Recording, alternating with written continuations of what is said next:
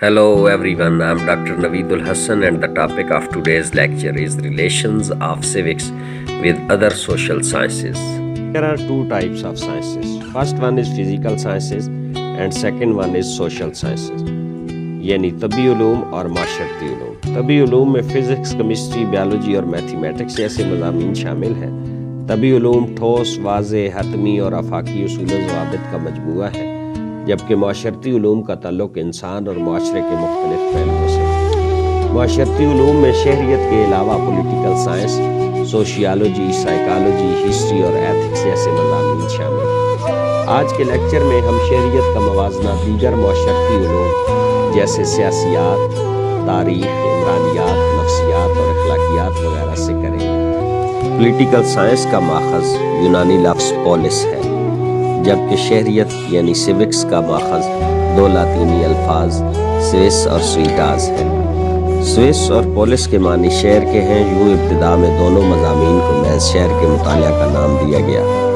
آج سے 2500 سال پہلے یہ دونوں مضامین یعنی شہریت اور سیاسیات کو ہم معنی سمجھا جاتا تھا، لیکن آج کے دور میں یہ دو بالکل مختلف ڈسپلن ہیں. علم سیاسیات کو شہریت سے کہیں زیادہ وسیع مضمون سمجھا گیا ہے.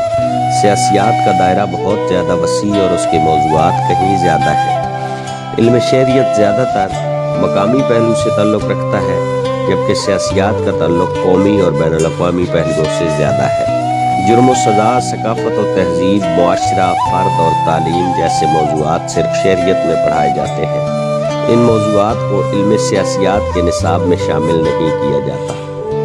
علم شہریت میں شہر کو مرکزی حیثیت حاصل ہے اور اس کے برعکس ریاست کو علم سیاسیات کا مرکزی نقطہ تسلیم کیا گیا ہے. جیسے پروفیسر گارنر کی مشہور سٹیٹمنٹ ہے کہ political science begins and ends with the state, کہ سیاسیات ریاست سے شروع ہوتی ہے اور ریاست پہ ختم ہو جاتی ہے. سیاسیات ریاست سے بحث کرتی ہے اور ایک ریاست میں کئی شہر شامل ہوتے ہیں. شہر کے مسائل پر علم شہریت میں خصوصی بحث کی جاتی ہے، جبکہ سیاسیات میں ریاست اور حکومت پر بحث کی جاتی ہے. علم شہریت علم سیاسیات سے کہیں زیادہ قدیم علم ہے. یہ معاشرے کا علم ہے اور اس دور کا مطالعہ بھی اس میں کیا جاتا ہے جب ریاست وجود میں ہی نہیں آئی تھی. علم سیاسیات کا مطالعہ ریاست سے شروع ہوتا ہے اور ریاست پر ختم ہو جاتا ہے. علم شہریت معیار قائم کرنے والا علم ہے اور چاہتا ہے کہ برائیوں کا خاتمہ ہو. یہ انسان کو اچھا شہری بنانے کے لیے کوشاں رہتا ہے، جبکہ علم سیاسیات زیادہ اہمیت نہیں دیتا. تاریخ کو علم شہریت کی تجربہ گاہ کہا گیا ہے. گزرے ہوئے دور کے واقعات، تجربات اور حالات موجودہ دور میں پالیسیوں کی تشکیل میں مدد دیتے ہیں. میں گزرے ہوئے ادوار کے بارے میں پڑھا جاتا ہے. اس تاریخ میں انسانوں اور اقوام کے بتدریج ارتقاء کا جائزہ لیا جاتا ہے. تاریخ میں صرف تاریخی پہلوؤں کو زیر نظر رکھا جاتا ہے. تاریخ میں ترتیب وار اور سن وار مطالعہ کیا جاتا ہے. واقعات اس ترتیب سے زیر بحث لائے جاتے ہیں جس ترتیب سے وہ وقوع پذیر ہوتے ہیں. علم شہریت میں یہ اصول کار فرما نہیں ہے. شہریت میں شہریوں کے ماضی، حال اور مستقبل تینوں ادوار کے بارے میں پڑھا جاتا ہے، جبکہ تاریخ محض ماضی کے مطالعہ کا نام ہے. حال اور مستقبل سے تاریخ کا کوئی سابقہ نہیں پڑتا. معاشیات میں دولت، معاشی امور، آمدن و اخراجات کے متعلق پڑھا جاتا ہے. معروف ماہر معاشیات مارشل نے اس مضمون کو دولت اور حصول دولت کا علم کہا ہے. معاشیات کا انسانی زندگی پر گہرا اثر پڑتا ہے اور انسان علم شہریت کا بنیادی موضوع ہے. شہریت اور معاشیات کا ایک دوسرے سے بڑا وسیع تعلق ہے. علم شہریت، علم سیاسیات دونوں سے معاشیات کا اتنا گہرا تعلق ہے کہ ابتدائی زمانوں میں تینوں مضامین یعنی سیوکس، پولیٹیکل سائنس اور اکنامکس کو ایک ہی مضمون سمجھا جاتا تھا. یہ تو جدید دور کی بات ہے کہ تینوں مضامین کی جداگانہ سرحدیں قائم کر دی گئی ہیں اور تینوں علیحدہ علیحدہ مضامین قرار پائے ہیں. معاشیات کی بنیاد مادیت ہے. دولت، وسائل اور مادی ترقی اس کے مختصر دائرہ میں شامل موضوعات ہیں. علم شہریت میں ذہنی اور روحانی سکون اور ترقی کو زیادہ اہمیت دی جاتی ہے. اگر ہم سوشیالوجی یعنی عمرانیات کا ذکر کریں تو معاشرتی علوم کی ماں سوشیالوجی کو کہا جاتا ہے۔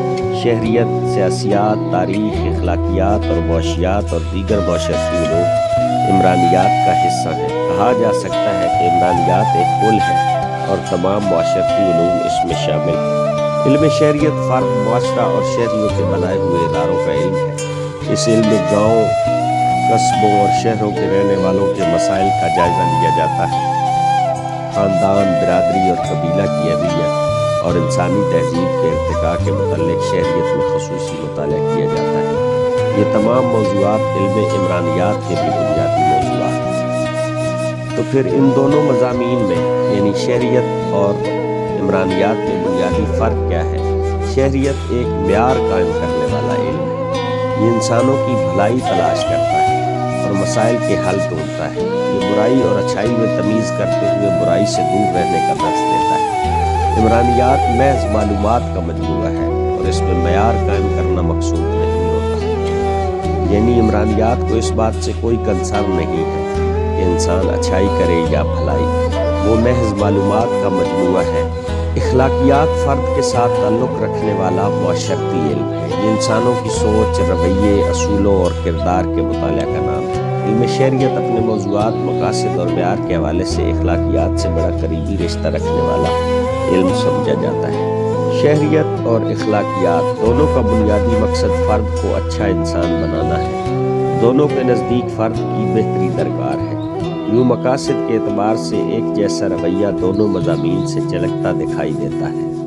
قدیم یونانی دور کے مفکرین کے نزدیک شہریت اور اخلاقیات کی حدود میں کوئی فرق ملحوظ خاطر نہیں رکھا گیا تھا۔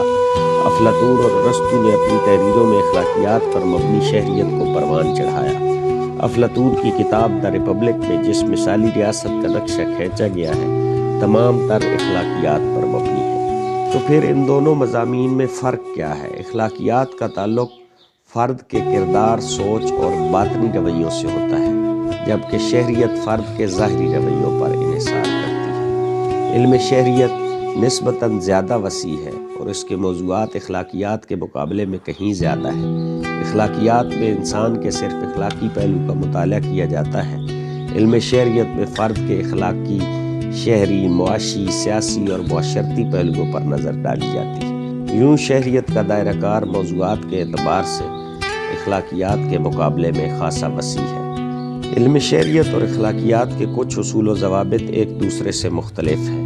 مثلاً ٹریفک کے اصولوں پر عمل نہ کرنے والا قانون شکن تو ہے، بد اخلاق نہیں۔ بغیر لائسنس گاڑی چلانا جرم ہے لیکن بدی نہیں۔ Topic of our next lecture will be the basic concerns of civics.